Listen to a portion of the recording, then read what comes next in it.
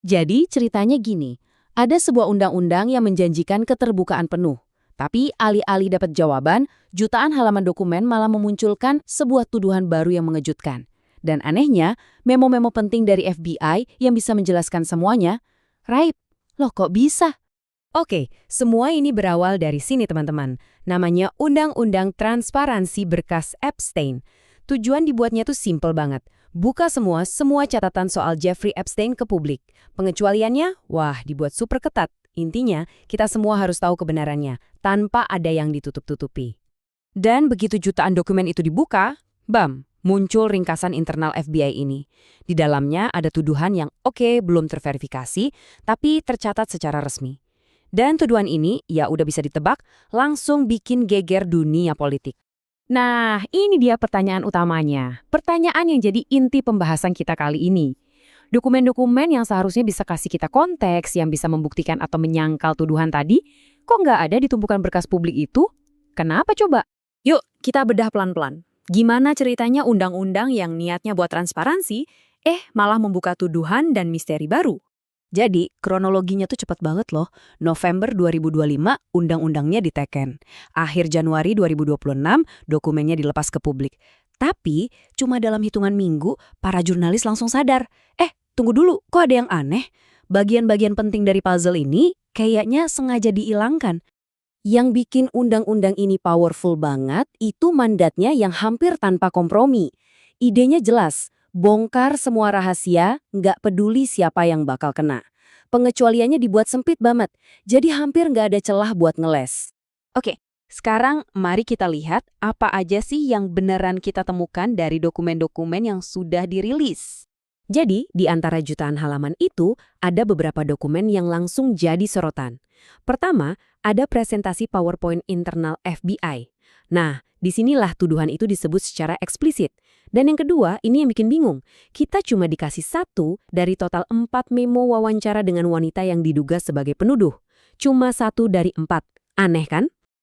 Dan satu-satunya memo yang kita punya ini, isinya justru bikin makin penasaran. Di satu sisi, memo ini cerita soal pelecehan oleh Epstein. Si wanita ini juga bilang dia takut melibatkan orang-orang penting. Dia bahkan minta foto Trump dipotong dari salah satu foto. Tapi, anehnya, di memo ini sama sekali nggak ada tuduhan pelecehan yang dilakukan oleh Trump. Justru karena inilah 3 memo yang hilang itu jadi super krusial.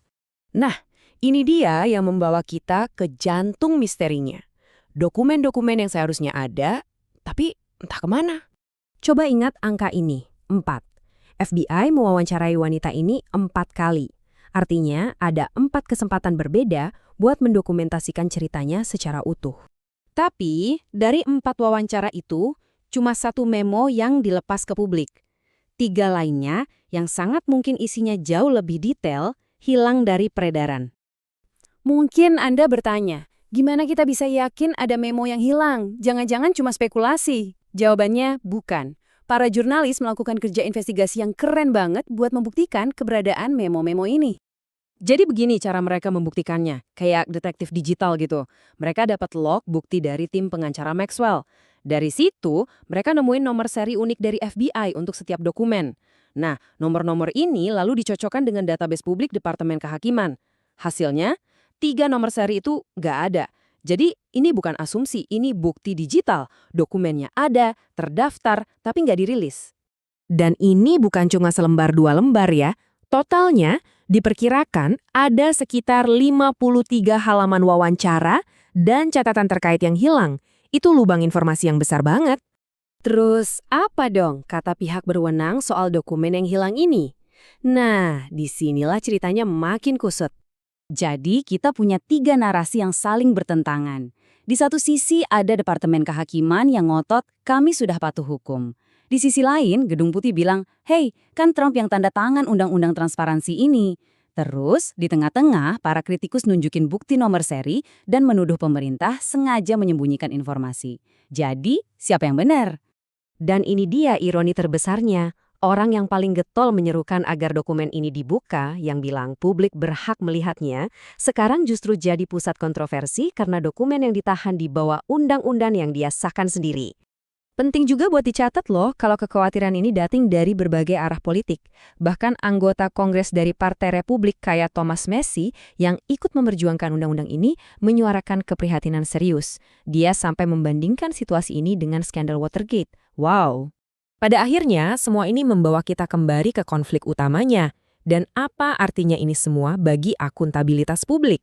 Dan jangan anggap remeh soal ini ya. Opini publik sangat jelas. 9 dari 10 orang Amerika mau berkas-berkas ini dibuka semua. Mayoritas, bahkan sebagian pendukungnya sendiri, nggak puas dengan cara masalah ini ditangani. Ini menunjukkan taruhan politiknya sangat tinggi. Jadi, ya intinya begini. Pria yang menandatangani undang-undang transparansi sekarang malah jadi pusat kontroversi karena dokumen yang ditahan berdasarkan undang-undang yang sama. Paradoks banget kan?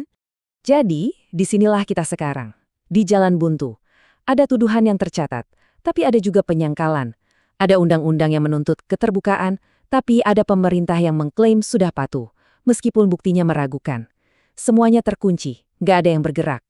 Dan ini meninggalkan kita dengan pertanyaan yang jauh lebih besar. Kalau sebuah sistem yang dibuat untuk mencari kebenaran malah menciptakan lebih banyak pertanyaan, terus siapa yang bisa kita andalkan untuk memastikan transparansi itu benar-benar ada? Nah, itu pertanyaan yang sampai sekarang belum ada jawabannya.